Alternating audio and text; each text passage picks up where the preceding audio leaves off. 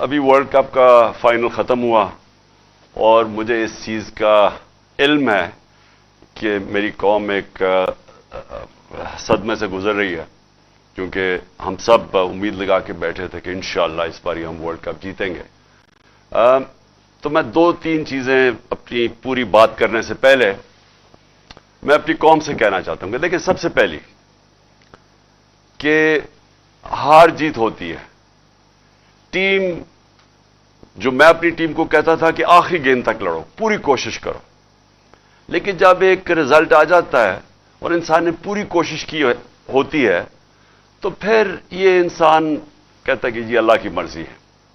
اور یہ ہمیشہ میرا اسی میں سوچ تھی کہ ہم بڑی ٹیم نے جان ماری، اور خاص طور پہ جس طرح وہ آخری گیند تک کوشش کرتے رہے، لیکن جو انسان کے ہاتھ میں نہیں ہے، وہ شاہین افریدی کو وہ انجری ہو گئی، تو اس کا تو کوئی کچھ نہیں کر سکتا تھا، اور بدقسمتی سے اس ٹائم پہ ہوئی جبکہ اس کا وہ بہت امپورٹنٹ مرحلہ تھا اور وہ فرق پڑ سکتا تھا۔ میں نہیں کہتا جیت سکتے ہیں، لیکن وہ اس ٹائم پہ تھی کہ گیم چینج ہو سکتی تھی۔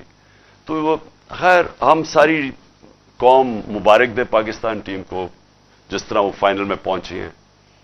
میں خاص طور پہ آج کہنا چاہتا ہوں کہ جو ہماری فاسٹ بولنگ اٹیک ہے، آج میں یہ کہہ سکتا ہوں کہ جو میں نے دیکھا، بڑی دیر کے بعد کرکٹ دیکھی، دنیا میں بہترین فاسٹ بولنگ اٹیک ہے۔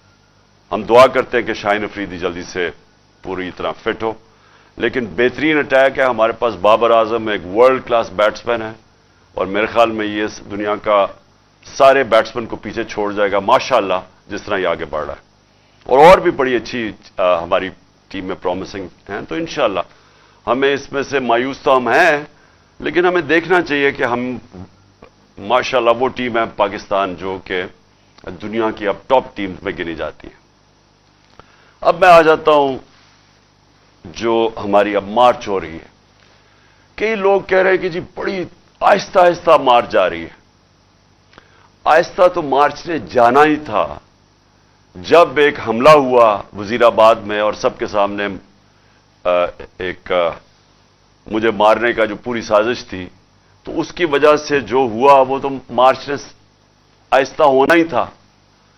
اور میں یہ مارچ کا پہلے آپ ساری قوم کو بتا بھی دوں کہ یہ کیوں ہے، کہ اس کے اوپر بڑا پروپیگنڈا ہو رہا ہے کہ جس طرح پتہ نہیں کیا ہم ملک پہ ظلم کر رہے ہیں۔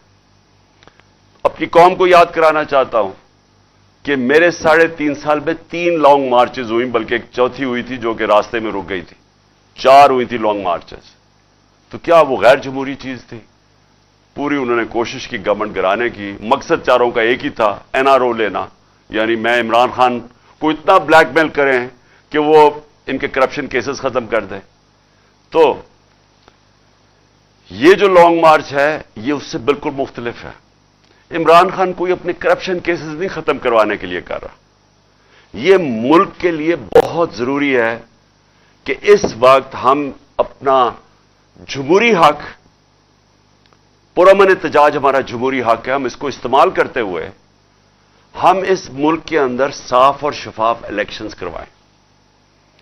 میں ساری اپنی قوم کو کہنا چاہتا ہوں کہ 7 مہینے سے میں کہہ رہا ہوں کہ جو ایک یہ رجیم چینج سازش ہوئی، جو ہینڈلرز نے اور یہ سازشوں نے مل کے حکومت گرائی ہماری، میں یہ تب سے کہتا جا رہا ہوں کہ ان سے نہ سنبھالی جانی تھی، کیونکہ ان کا ماضی 30 سال سے تو یہ 2 خاندان ملک کے اوپر بیٹھے ہوئے ہیں۔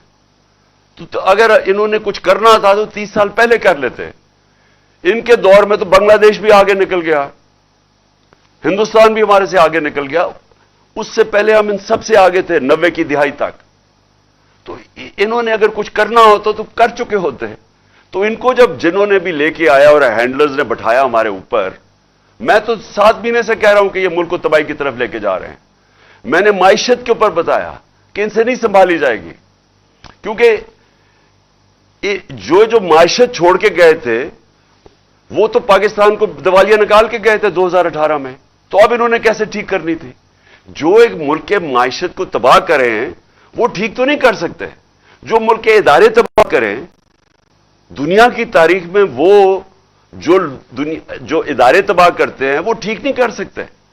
تو میں تو تب سے کہتا جا رہا تھا کہ ہم نے اتنی مشکلوں سے 17 سال کے بعد پاکستان کی جو معاشی ترقی تھی وہ 17 سال کے بعد بہترین چل رہی تھی.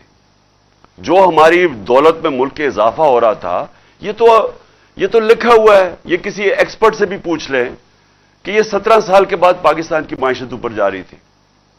سب سے بڑی بات، اور آج فیصلہ آباد میں لوگ دیکھ رہے ہیں، جو انڈسٹری ہے، جو لارج اسکیل مینوفیکچرنگ ہے، جس سے اصل میں ملک کی دولت میں بھی اضافہ ہوتا ہے اور روزگار بھی ملتا ہے، وہ تو شاید 50 سال میں سب سے تیزی سے 26% پہ بڑھ رہی تھی ہماری لارج اسکیل مینوفیکچرنگ، جو آج گر کے صفر پہ پہنچ گئی ہے. تو جب وہ ملک ترقی کر رہا تھا اور انہوں نے سازش کر کے گورنمنٹ گرائی، تو ہمیں تو پتا تھا کیا ہونا ہے. جو ہینڈلرز بیٹھے ہوئے تھے ہم ان کو بھی کہتے رہے یہ سمجھ جاؤ کہ جو آپ نے ایکسپیریمنٹ کیا یہ فیل ہو گیا. آج قوم ساری سمجھتی ہے فیل ہو گیا، وہ ایکسپیریمنٹ فیل ہو گیا. بدقسمتی یہ ہے کہ کوئی کوشش نہیں کی گئی کہ ہاں غلطی ہوگی ہم ٹھیک کر لیں اس کو. اور ٹھیک صرف ایک راستہ تھا جو میں 7 مہینے سے کہہ رہا ہوں، اور وہ ہے صاف اور شفاف الیکشن. تو اس کے لیے یہ مارچ ہے. کوششیں کر رہے ہیں کہ اس ملک کے اندر اس دلدل سے ملک کو نکالنے کے لیے، جدھر ہر جو معیشت کا ہر شعبہ وہ نیچے چلا گیا، ٹیکس کلیکشن وہ نیچے چلی گئی ہے، ایکسپورٹس وہ نیچے چلی گئی ہیں، بیرون ملک پاکستان جو ریمیٹنسز بھیجتے تھے، اور کھاریاں وہ شہر ہے جدھر سب سے زیادہ لوگ باہر جا کے کام کرتے ہیں، وہ جو پیسہ بھیجتے تھے، جو ریمیٹنس جس پہ پاکستان چل رہا تھا اور ہماری دور میں ریکارڈ ریمیٹنسز تھی، وہ نیچے جانی شروع ہو گئی ہیں. نیچے جانی شروع ہو جائیں تو سب سے بڑا سوال یہ ہے کہ اب ہم پیسہ کدھر سے لے کے آئیں گے قرضوں کی قسطیں واپس کرنے پہ. دیکھیں، جب ایک ملک کی دولت میں اضافہ ہوگا تو وہ اپنے قرضوں کی قسطیں واپس کریں گے، کیونکہ قرضے تو وہیں کے وہیں ہیں، سود ان کے اوپر لگ رہا ہے، وہ بڑھتے جا رہے ہیں. اور اس حکومت نے آ کے 3 مہینے میں وہ قرضہ لیا ہے جو ہم نے 9 مہینے میں لیا تھا. اس 3 مہینے میں اس سے زیادہ قرضہ لیا ہے جو 9 مہینے میں ہم نے لیا تھا. تو قرضے بڑھتے جا رہے ہیں، ان کے اوپر سود بھی دینا ہے، اور جو آمدنی جس سے قرضے واپس کرنے ہیں وہ کم ہوتی جا رہی ہے. تو ملک کا تو دیوالیہ نکلنا ہے. تو اس کو کیسے ٹھیک کریں گے؟ میں یہ کوئی آج معیشت کا ایکسپرٹ ہو، جو سیاست کا ایکسپرٹ ہو، جو ویسے کوئی دانشور ہو، میں چیلنج کرتا ہوں کہ ایک مجھے آدمی بتا دے پاکستان میں جو آج یہ سمجھتا ہے کہ صاف اور شفاف الیکشن کے بغیر ہم اس ملک کو اس دلدل سے نکال سکتے ہیں. مجھے ایک آدمی بتا دے. اور مسئلہ پھنسا کدھر ہوا ہے؟ مسئلہ پھنسا ہوا ہے لندن میں. لندن میں کیا مسئلہ پھنسا ہوا ہے کہ جو لندن میں مفرور، جو سپریم کورٹ کی جے آئی ٹی کے بعد 2-2.5 سال کے بعد کنوکٹ ہوا ہے، سزا یافتہ ہے،